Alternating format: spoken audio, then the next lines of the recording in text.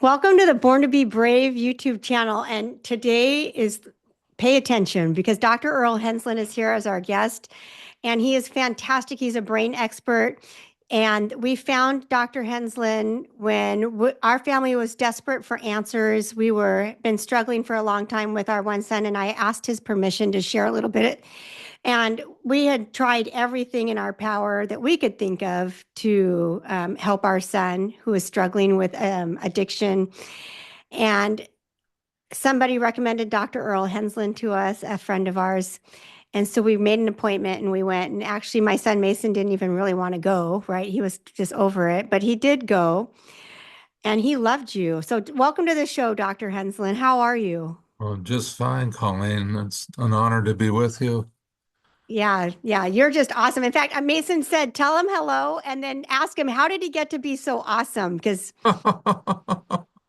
isn't that cute? He's what he, when we left your place, because he invited me to come into his first appointment with you, and Uh-huh. we sat on your couch, and I was just like, when I walked out, mostly I just, unless Mason asked me to talk, I didn't want, just wanted to Yeah. be an observer. But it's interesting that when we got in the car, he's like, isn't he the coolest guy? He goes, like, he gets me. Like he gets me. And I'm like, yeah. He goes, I think he's going to be able to help me. And it's amazing that Mason lives a fully beautiful, productive life now.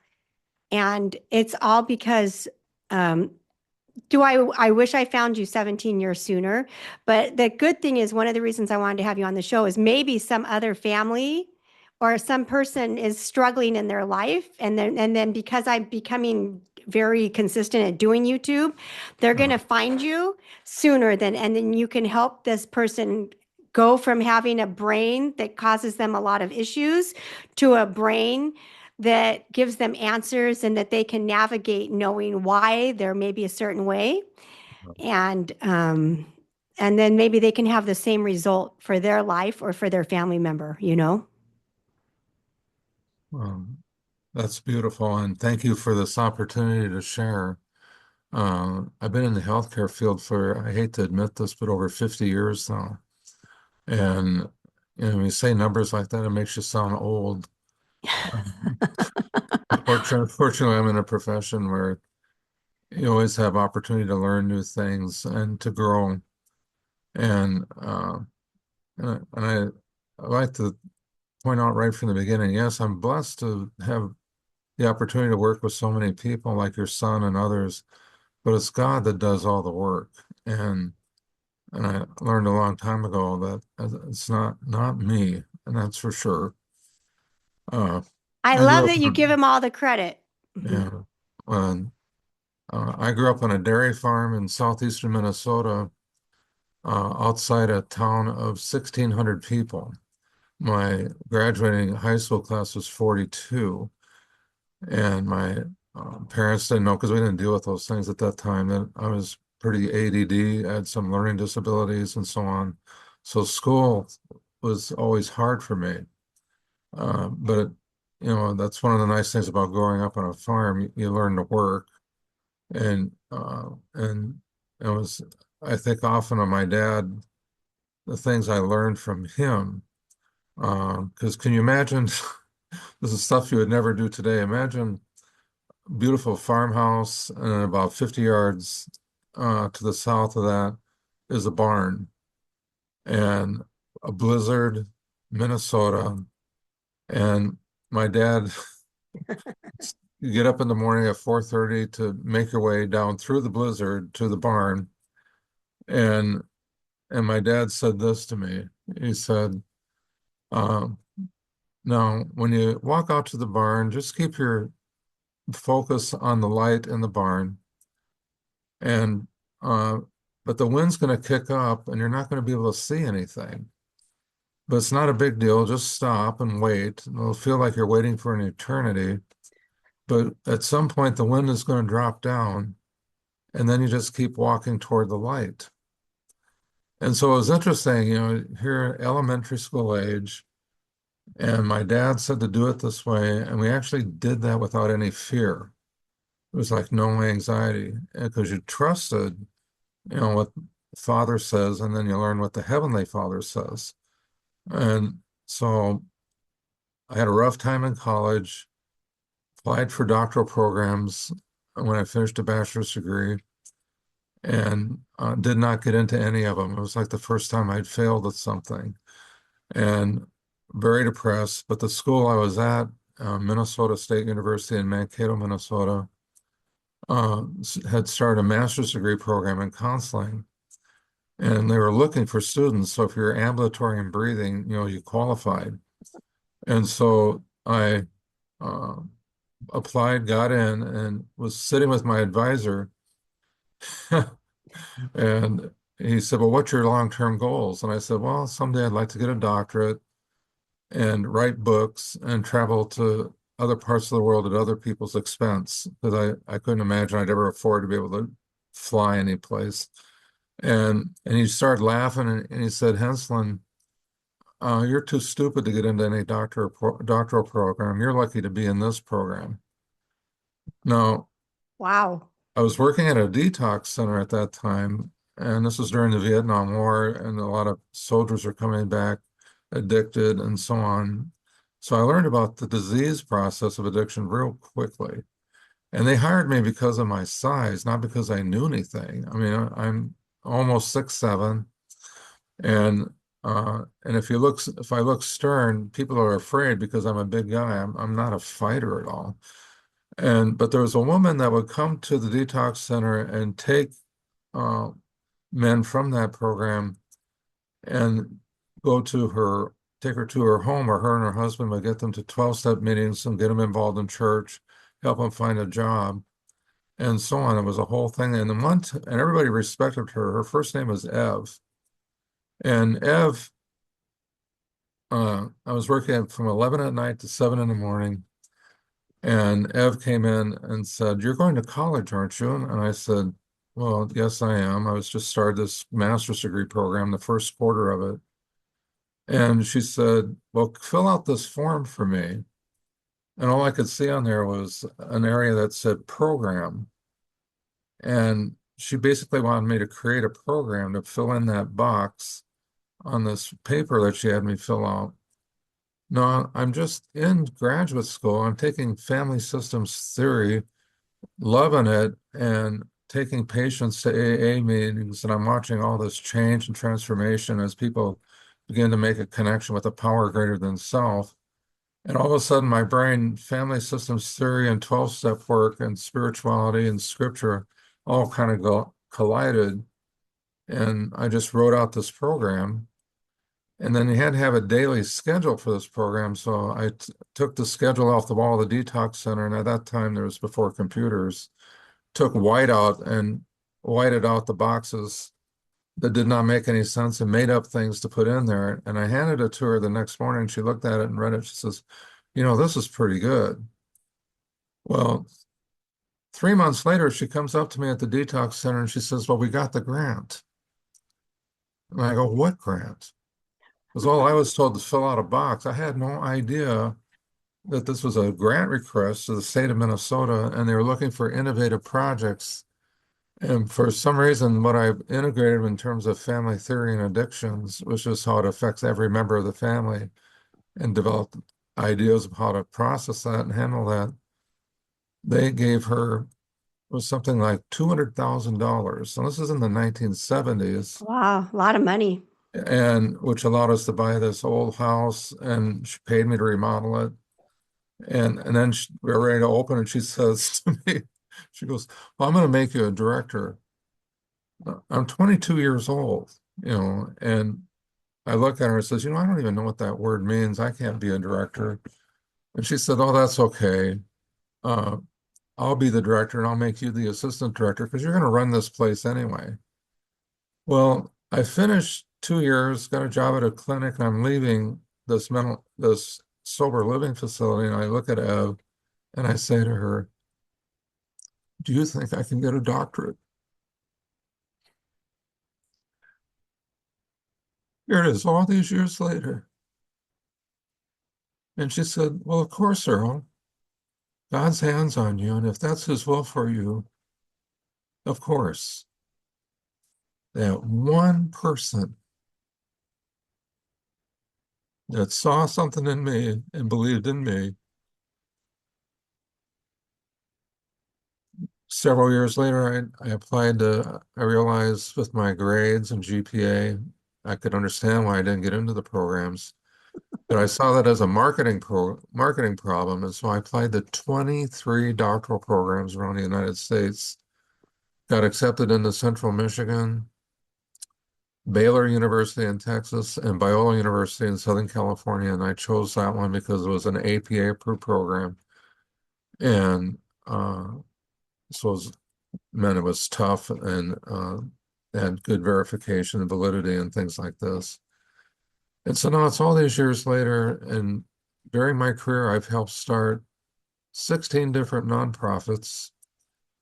8 of them are, no, 12 of them are still going to this day, authored, co-authored 10 books.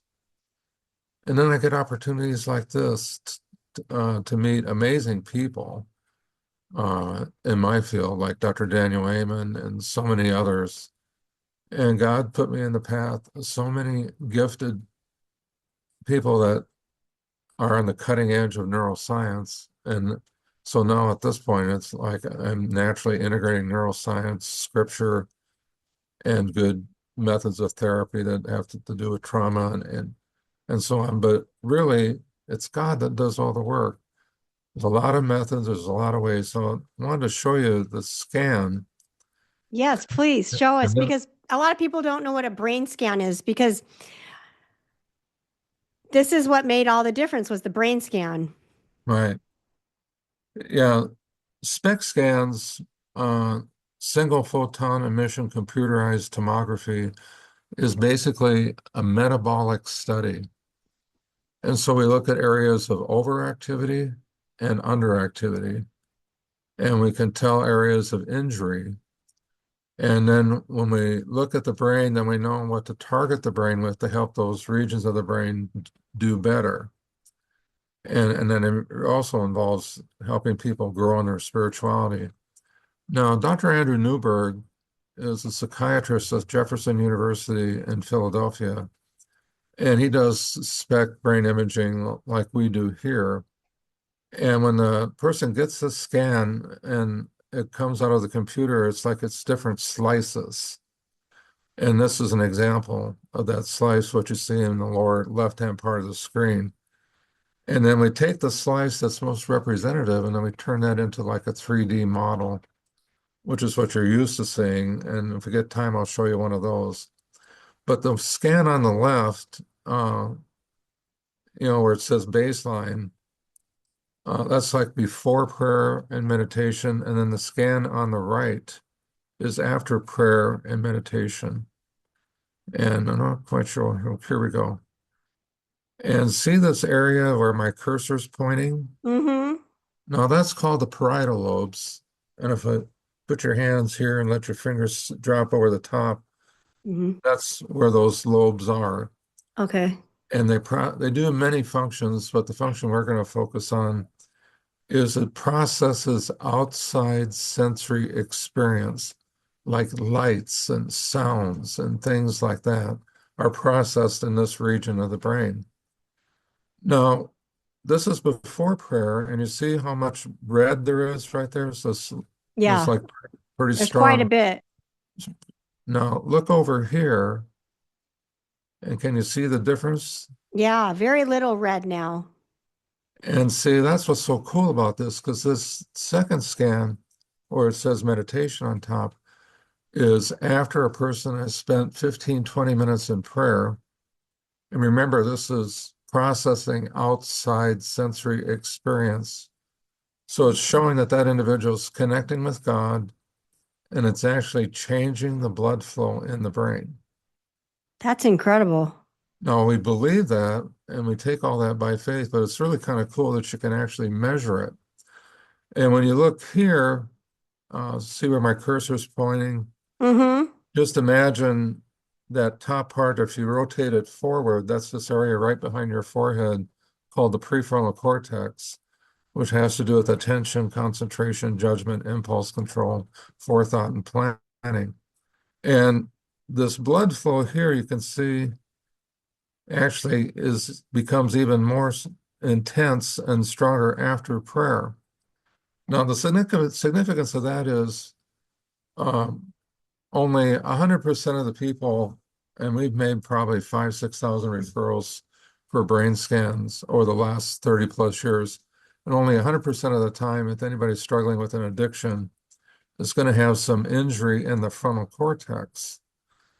And that means there's going to be impulse control problems, some judgment problems, and they're not thinking before they do something and not thinking of the long-term consequences of that action, whether it's making a choice about drinking or doing a drug or a risky activity that leads to head trauma, like driving too fast and having a car accident or falling off a motorcycle or a skateboard or things like that.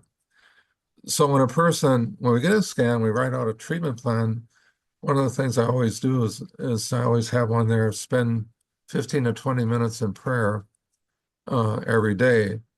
Because when you get into that state of meditation or prayer, it's actually helping to heal and improve function in that prefrontal cortex. Isn't that That, beautiful? that is amazing that there's scientific brain scans that back up how important prayer is in meditation, right? Exactly. Now, when you look down here, these are some, let me see if I can bring up and change the picture. Okay, here we go. Now, this is a scan of an atheist. Mm-hmm. And remember in the other scan how much activity there was right here Yeah, looks around the completely brain. different. And he spent time contemplating the idea of God, and the concept of God.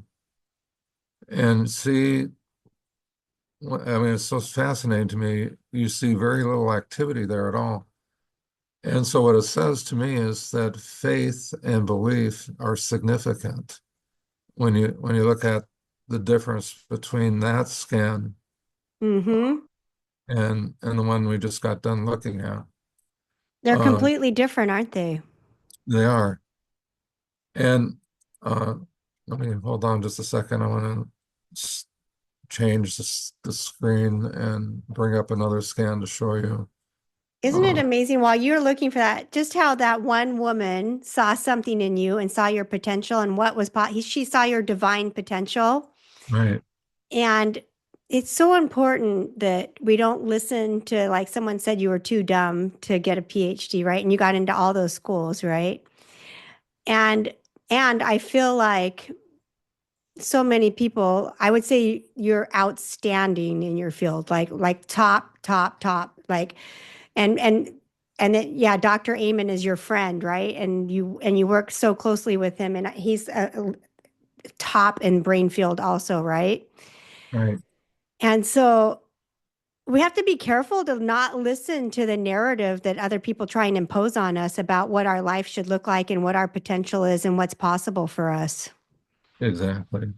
Because if you would just listen to him and be like, "Oh, I'm too dumb. I can't do that. That's not for me." We wouldn't be talking, and you wouldn't have. I guarantee, like before we met you, my life was very chaotic. Our family life because of our family dynamic. And then after we met you and Mason got a brain scan and we found out he had a traumatic brain injury that we didn't even remember had happened, right? And then he got a regimen on what to do, foods to avoid and activities to include and natural, vitamins to take, all these things have completely transformed his life, right? And not just his life. And I think people don't realize the ripple effect of meeting with you is that it's not just infected our family. We've referred lots of people. I'm going to respect their privacy, but I tell everyone I know, and they don't all listen to me because we all get to choose, right? Mhm.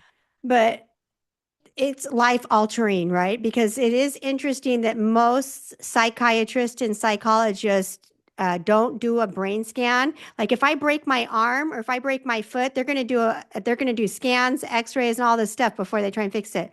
And it, for some reason in the mental health field, most people just tell you what their symptoms are. And then that doctor just treats those symptoms without even ever looking at their brain to see what's really going on. And we did 17 years of that crap and they have no idea what they're doing. They think they have good hearts and good intentions, but unless you actually look at the actual organ, Right. and your brain is running your whole life, your body, your mind, everything, spirituality. Do you know what I'm saying? It's impacting every part of your life. Yeah, and that's why it's so important to look at the brain as a part of treatment. When I was working with that at that detox center, one night a man was brought in and he was going through withdrawal. He was end stages alcoholic. And it was my job to check on him every 10, 15 minutes and check his vitals and so on.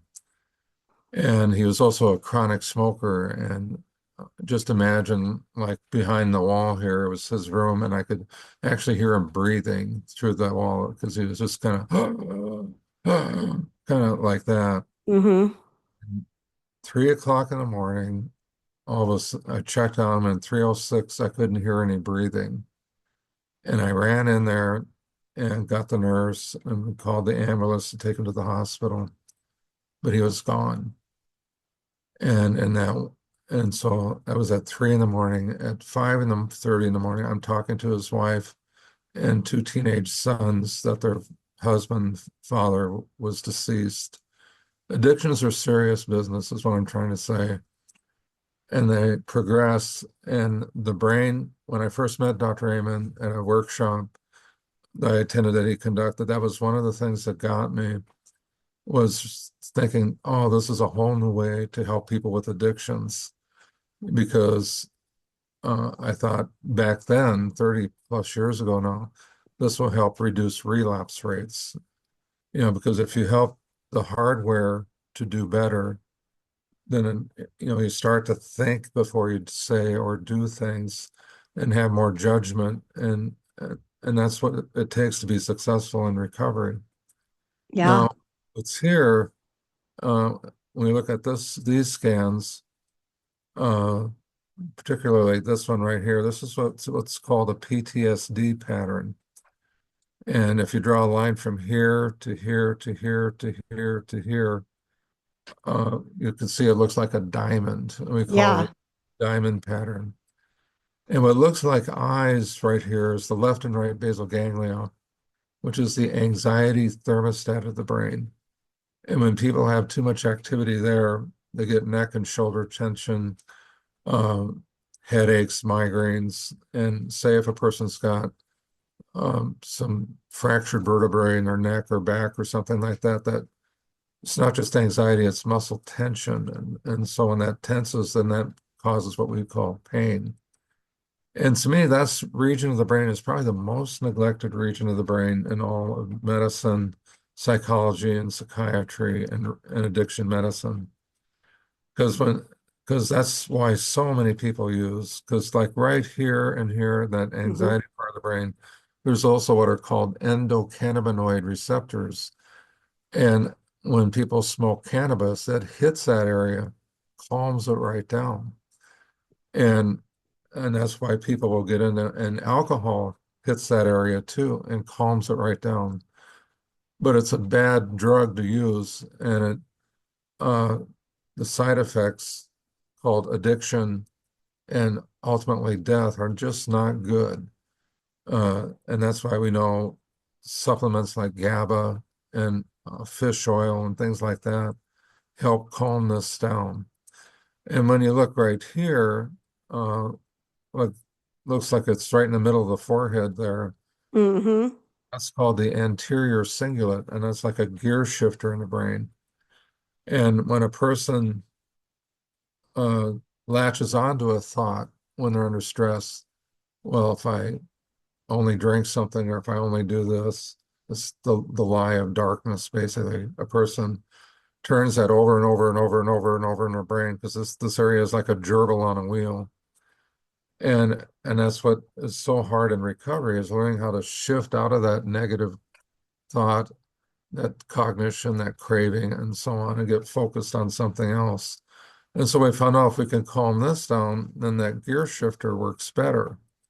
Now, what looks like a nose uh, is called the limbic system, and that's where a lot of painful emotion and memories, and that's like our measure of depression. The main neurotransmitter for that area is serotonin, and the main neurotransmitter here for GABA is GABA. But yet both those areas of the brain can have the same symptoms, and that's why most medication and supplement management even is like throwing blindly at a dartboard, because you have to know the system that's overacted to get the right outcome with the symptom. And that was one of the things that hit me in that first uh, time with Dr. Amen, is that there were two systems of the brain that had the same symptoms, but required different strategies to help those brains. Now, when you look here, Mm-hmm. uh, and this is in thinking of Mason, this anterior cingulate or front part of the cerebellum is literally kind of right in here. And I found this research, uh, MRI research, that said, like, if you break your leg, the pain registered right here, Oh. lit that area up. And so I started to ask people, uh, when you notice people in pain, do you feel that almost physically? And time after time after time, people will say yes. And so you get people like Mason, where they, with sobriety and a connection with God and so on, that incredible sensitivity turns into amazing empathy and compassion. And and it's like you get, so rather than just feeling pain in other people, you start to have some boundaries with it and start to know how to respond to that person to help him. Like, he's doing such an amazing job by helping people change their lives. It's amazing what he's doing today. But he's got that caring and compassion. He can feel it and sense things in people and knows what to do. Now, when you look over here, Mm-hmm. you see how there's this little divot Yeah. right here. It's not nice and rounded like this Mm-hmm. is. Well, that's injury. And like I said, only 100% of the time with addictions is there going to be injury in the frontal cortex. I'm still waiting. Nothing's perfect on this earth except for Jesus, but didn't like that, and they killed him. Unfortunately, he had the ability to come back to life again. But Yeah, they didn't like him. but Take but that this guy out. but this is an example of brain trauma, and then you can look over here. This would be the left temporal lobe right here. This is the right temporal lobe, but this left temporal lobe has more injury. And that area has to do with mood regulation. And so when there's injury there, that's when people get this quick anger and quick intensity and things like that. So that's And a traumatic brain injury, right? right, exactly. And that's why one of the best things for healing the brain is just simply good nutrition and exercise and working out, because the more you improve oxygen intake, that helps heal the brain. And when you look down here, or you see all this red and this white right here, this area is called the cerebellum. Uh-huh. And when we have a good workout, a good walk or bike ride or jog or something where we get some aerobic activity, we usually start to have ideas or solutions to problems and so on. And that's what's fascinating to me. This area influences every system in the brain. And that's why all of us need to keep walking and moving right to our last breath on earth. That's one of the things I'm so proud of my mom. She's now 92. And when we scanned her 20 some years ago, because she had problems with migraines and depression and things like that, Mm-hmm. she had a traumatic injury when she was 12 years old, and which was like 1944, which of course didn't deal with anything like that. And I said to her when I was looking at her scan with Dr. Amen, I said, Mom, because she had big injury here in the frontal cortex. She was swinging on a rope up in the barn. The 2x4 holding that uh, broke, and as she's falling, the board hit her in the back of the head. It took over 50 stitches to close up the lacerations. Oh, wow. My grandfather found her on that barn floor in a pool of blood, unconscious. So she had an injury back here, and then the brain bounced forward. There's injury here, and it rattles around in there. And our farm is like 15 miles away from the Mayo Clinic in Rochester, Minnesota. And she had over 50 years of pain with migraines and depression and headaches and so on. And what we did was we came up with a strategy, like Eamon has a supplement called Brain and Memory Power Boost, which helps improve blood flow in those injured regions. She began to walk every day, good nutrition, brain training exercise, like the Lumosity is an online program where you can do a lot of memory things and so on that help improving. And she followed, because her memory at the time of that scan 20 years ago was close to dementia range. I have her tested a couple times a year by some staff here in the office. She's 92 now. Her memory today scores are better than they were 20 years ago. So the brain can heal itself Exactly. if you give it, feed it. What are the key things? Well, the key things like has deep, she has a lot to pray for in our family because I'm the oldest of four. She has 12 grandchildren and 30 great-grandchildren. So, I mean, there's plenty of things to pray about in this family. And so she has a very committed, deep relationship with God. And she is amazing with nutrition. She knows more about nutrition. I've been shopping in the store with her, and she'll say, "You might want to read the label on that. You know, that's going to have more sodium than what you should have in it." Or she'll say something like that. I mean, she monitors everything and then she's always learning something new. And then the exercise, and Mm-hmm. I get such a kick out of her. She had a very important doctor's appointment to get to today. Uh-huh. And I'm talking to her yesterday on the phone, and she's telling me there's a blizzard moving in, and she's waited months for this one doctor's appointment. She says, I am not going to miss that appointment. I mean, that's all we need is a 92-year-old lady driving in a blizzard to get to a medical report. And so she said, I've decided to stay at a hotel across from the clinic tonight. I'm going to go now because the roads are fine. There's no snow yet. And I think I'm going to stay there for 2 or 3 nights because I might as well wait till they get all the roads clear after the blizzard and just enjoy. And I said, yeah, Mom, you won't have to make a bed or anything, get good room service. She said, it's pretty good planning, isn't it? And I said, yes, it is, Mom. You really love your independence, which we always encourage. She says, yes, and I'm proud that I still am.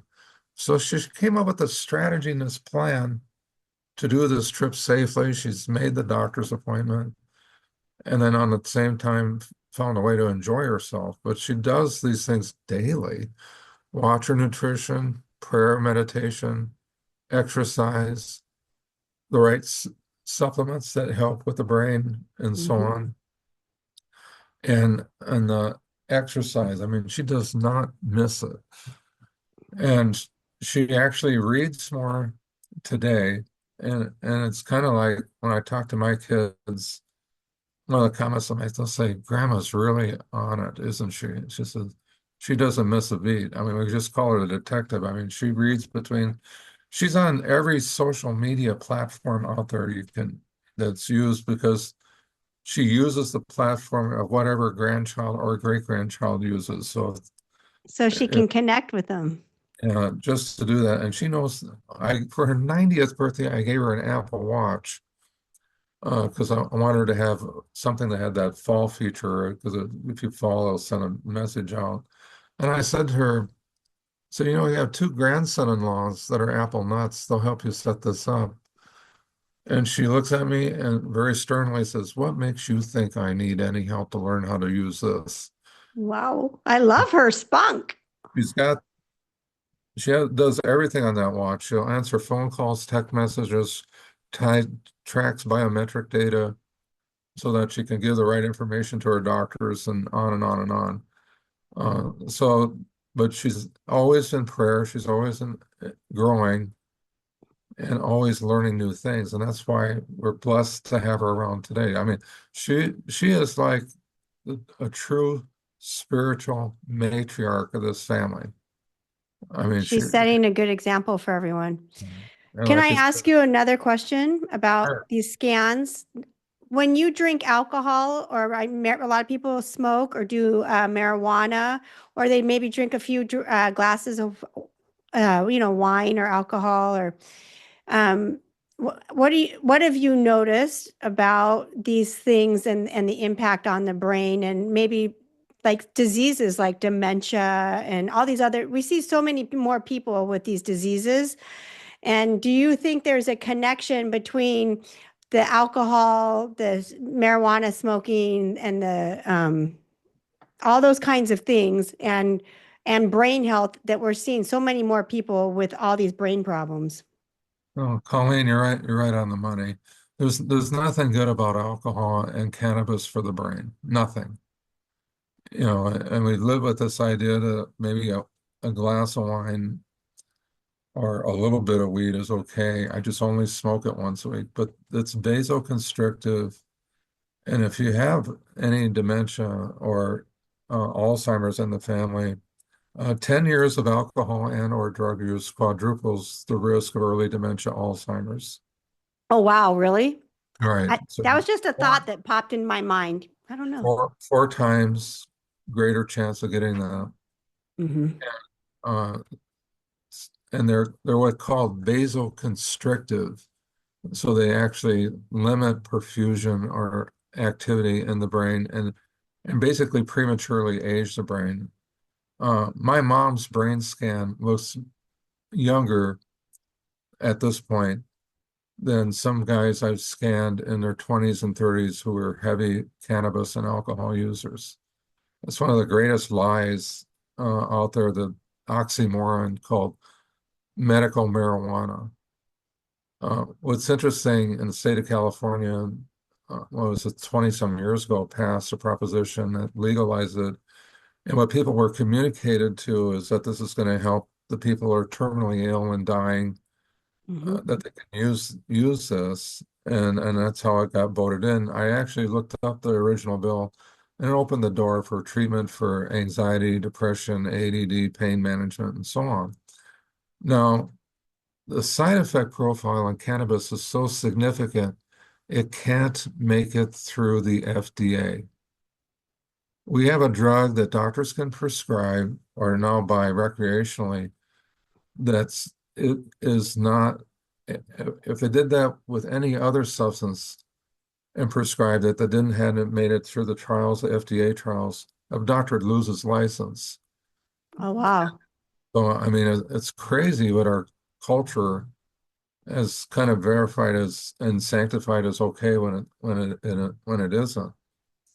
One out of Yes. every two people, when they reach the age of 80, are going to have dementia or Alzheimer's. It's one of the greatest healthcare problems coming down the pike as people age, and it's one of the things that'll bankrupt the system. And Is the and dementia, the oncoming dementia? right, and that's Um, why you asked the right question. What can you do with brain health? mhm. Well, first off, stay off mood altering substances, because they don't do any good. Limited exercise, not exercising frequently, doubles the risk of early dementia, Alzheimer. High blood pressure doubles the risk of early dementia, Alzheimer's. Um, if a person has Alzheimer's in the family, they have like a 4 times greater risk of early dementia. If there are two blood relatives that have had Alzheimer's, uh, that uh, makes it 8 times greater risk. So if we just add up one family member and then addictions and so on, all of a sudden you've got 20 times greater risk of early dementia, Alzheimer's. That's why that's a very good question to ask. Yeah, I don't know, just that's so good. I think God put that in my head. And I have another question that sugar. I up until now have been addicted to sugar and I've been really I asked God, this is a question I asked God. I said, "How come if I want to cut out sugar, it's so hard for me? But if someone offered me a cigarette or cocaine or marijuana or a glass of wine, I would just, or a cigarette, I would say, oh no, I don't do that, right? But if I tell myself, oh, I don't want to have sugar, right? Yeah. Because I notice I can feel it in my body that it's not good for me, and my face reacts to it quite easily. I can tell the difference, right? That from sugar. And what's interesting is I asked God, how come I have such a hard time with sugar? And I think most people, I don't want to say most, but a lot of people are addicted to sugar. And he told me it's because you know that alcohol, wine, the sugar, I mean, the cigarettes, the cocaine, all that stuff. He said, you know, that stuff is like poisonous for you and bad for your body. He says, but you put sugar in the treat category. You like it's a reward or a treat. He said, if you could just label sugar as a poison for yourself, you wouldn't eat it. You would never consume it. Is there something related to sugar, why it's so addictive, or what's going on with that? Or I don't What? know. No, no, you're right on the money, Colleen, and what you heard is true. Mhm. It is toxic to the brain. It's not good for the brain. So sugar is not good for your brain either. No, no, high carb diets and sugar donuts, candy, chocolates. I mean, the list goes on and on. Hmm. Cause inflammation, which is the main cause of brain problems and so many health problems, just inflammation. I have a niece who at 5 years old was diagnosed with arthritis, and so she had chronic pain. And we got her a scan and helped balance out the brain, and um, and she got good behavior control and so on. And right at that time, Dr. Amen and I met a doctor named Dr. Renee Thomas, who was an expert on omega-3 fatty acids. So we took all the sugar out of my sister's home and ice cream, so many cereals, anything that has more carbs than protein is sugar. You go into a 7-Eleven and you see a rack called protein bars. And It's a joke, huh? you look at the numbers on them, and if there's more carbs than protein, that's called a candy bar. And there's the more expensive bars will have more protein than carbs, and that would be okay to take because it's weighted on the protein. But anyway, we've got all the sugar out of the household, and we uh, got her on a liquid fish oil and gradually worked her up to 2 tablespoons a day, which is like 15 grams of omega-3 fatty acids. And it wiped out the inflammation in all her joints from the arthritis. And she was able to go off the arthritis medication she was on back at 5, 6 years old. Wow. She's now in her early 30s and she does fine. Now, if Hmm. she does tamper with sugar, she'll have aches and pains. And she has to stay away from that because her body automatically reacts when there's too high of a sugar. And so, like when you look at this activity here in the basal ganglia, Hmm. some of that calms down just by getting rid of sugar. Sugar might provide a temporary boost or good feeling because it elevates some dopamine in the front part of the brain and just makes us feel good. And that's why a Right. person wants one is not enough and more is. And so when you get that out, it actually out of the body, it's about a 2 to 3 week detox process before this, you know, and that's by working on keeping nutrition a little bit higher proteins than healthy carbs. Um, but no, God told you a very important principle. Yeah. Yeah. He It says you is think it's a poison. reward, but it's a poison. Yeah. Yeah. That was just a few weeks ago, or a little while ago. Yeah, interesting, right? Oh, no, it is. Hmm. Totally. Yeah. Then I have another question for you. Is it, it's so important. I think one of the things I'd like to do is I wish everyone could get a brain scan because it's so revealing of what's going on in your life. And that's just my opinion, right? Um, how have you seen people's lives just completely transformed? And therapy is important too, wouldn't you say? Like talk therapy when people come to your office and talk to you. Why is that important too? Well, one of the things about the how we're made, we need community. So I Hmm. encourage everybody to be involved in like a Bible study or a church or a 12-step group. And and we need good neuroscience. We need to look at the brain. And then the other part of it is therapy, because sometimes, you know, people have gone through traumas in childhood. There could be sexual abuse, physical abuse, emotional abuse, or neglect, and that has an impact on the brain. And that's how God brings healing, is when a person can tell their story. And then we in therapy we have techniques like EMDR, eye movement desensitization reprocessing, which helps deal with PTSD. And then there's another one called thought field therapy, which I like to use, which has to do with tapping on different acupressure points and to help deal with different emotions. And I like integrating those techniques with biblical truth and principles and so on. And I watched some pretty amazing changes take place in people spiritually, emotionally, and physically.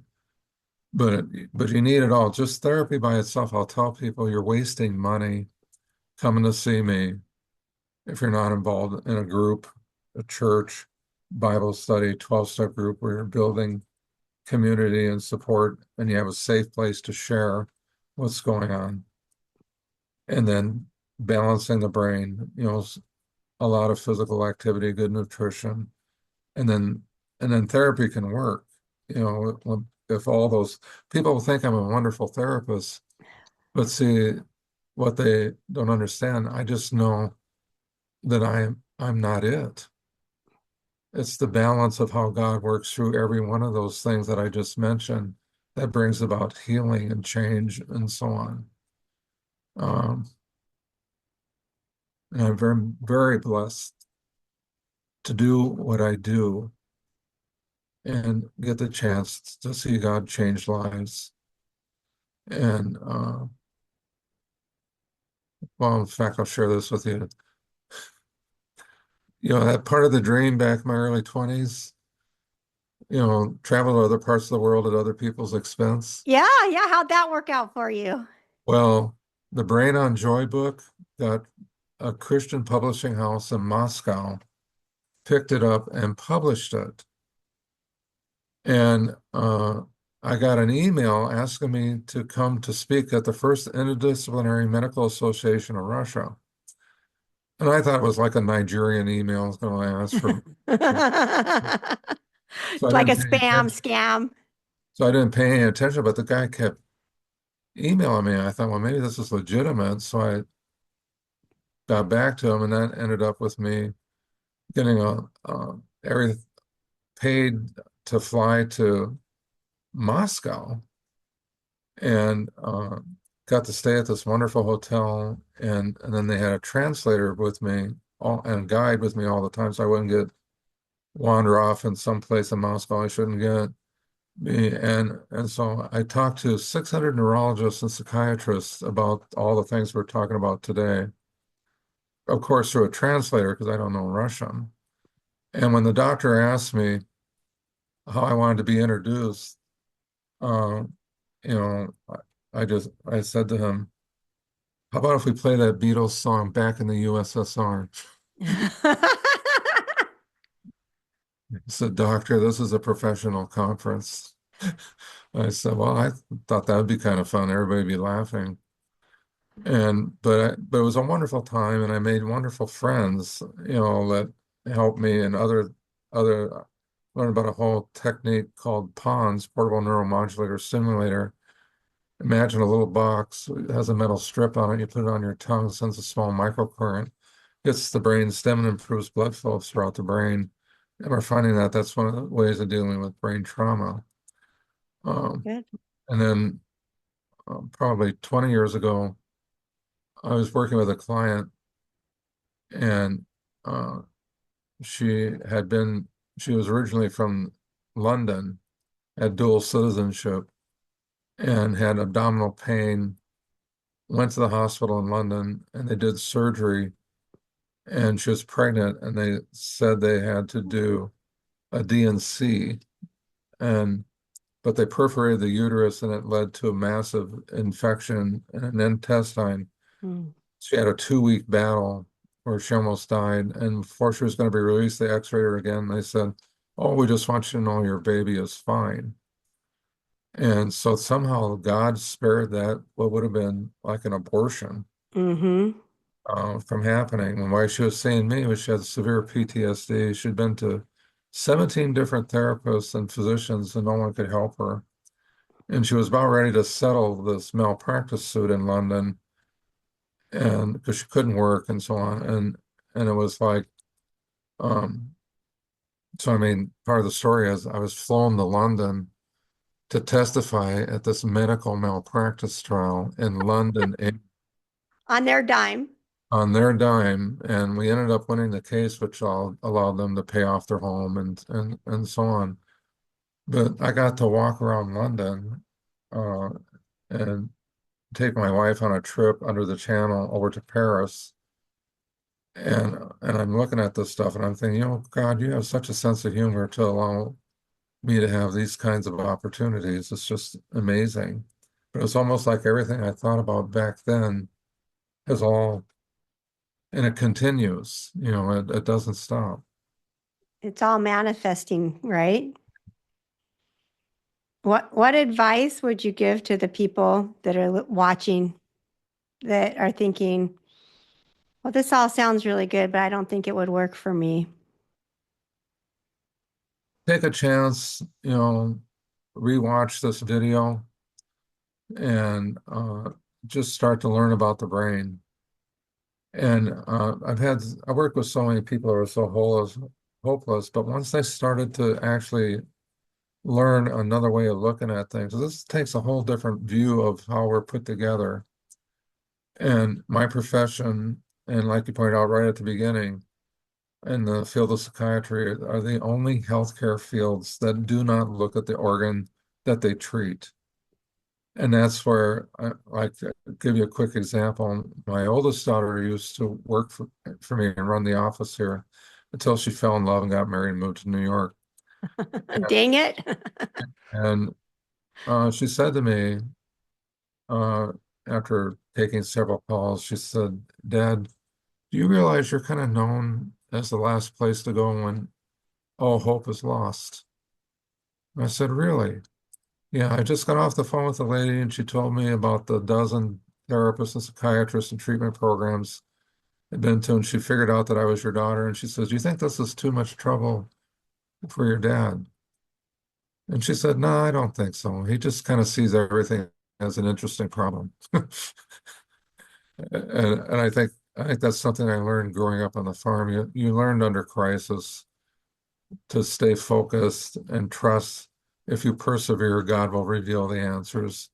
And I watched that happen time and time, day after day, for over 50 years now.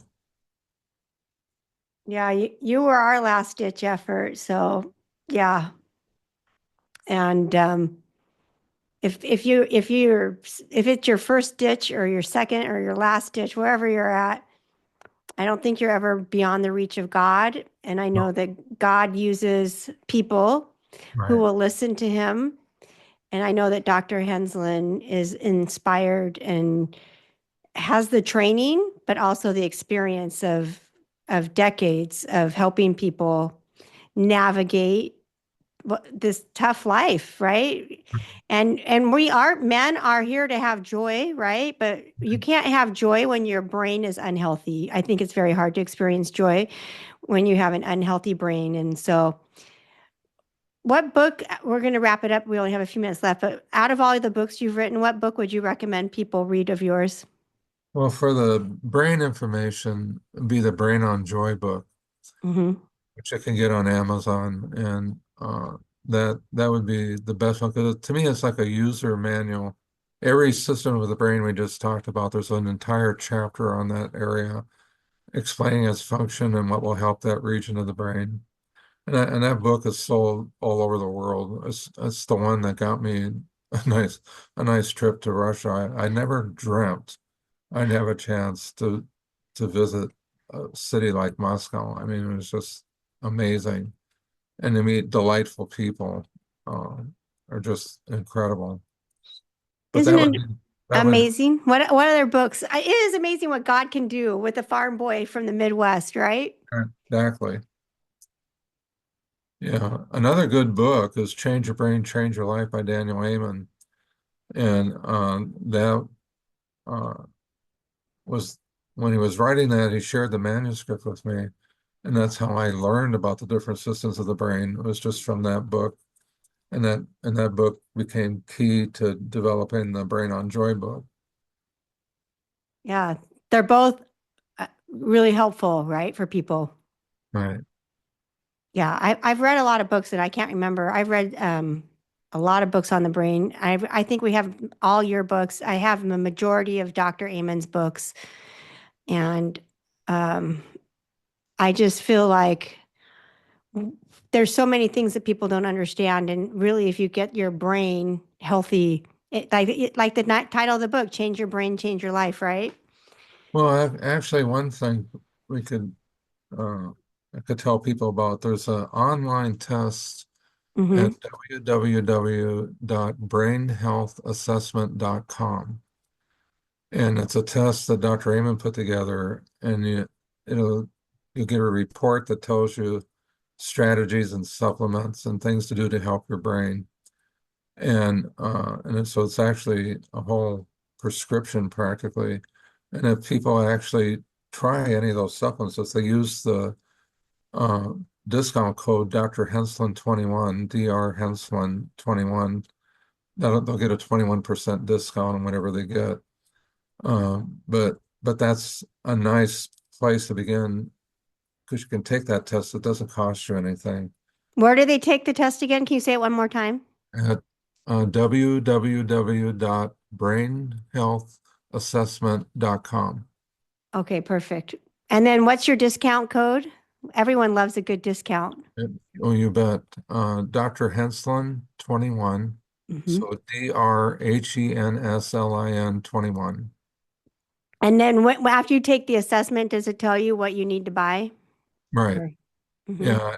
Plus, it gives nutritional recommendations and other strategies to help the brain too. It's not just on the supplements, but right at the end of the report, you'll get recommendations of what supplements to try. Oh, good. I'm so glad you brought that up. Yeah. Is there anything else you want to share with them before we hop off? How can people find you? Where are you located if they wanted to come to you? If they wanted to come to me, my phone number is 714-256-2807. And I'm at 203 North Brea Boulevard in Brea, California, Suite 202. And but yes, all you have to do is make that call. Make an appointment. Yeah. And actually I should probably get Huh? going. Yeah, it's so awesome. So I really appreciate your time and your willing heart and your good heart, and that I love that you love Jesus and God Yeah. and that you give them credit.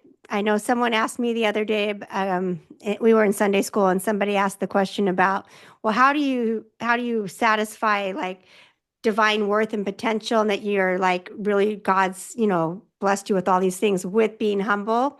And I said, well, that's easy. You give God credit for everything. Exactly. And that's the truth. That would be another show, but Yeah, I uh, think we're gonna maybe in a month or two, we're gonna schedule if you're open to it, we'd love to interview uh, again. we could do it again. Uh, because I've had some experiences I shouldn't be here today. And so I count every day a blessing from God that I'm here and that and that he is willing to work with me. I'm quite thankful for that. But that's Well, a okay, I'm going to probably email Pam yeah, and then we'll schedule one for in about a month, okay? sounds good.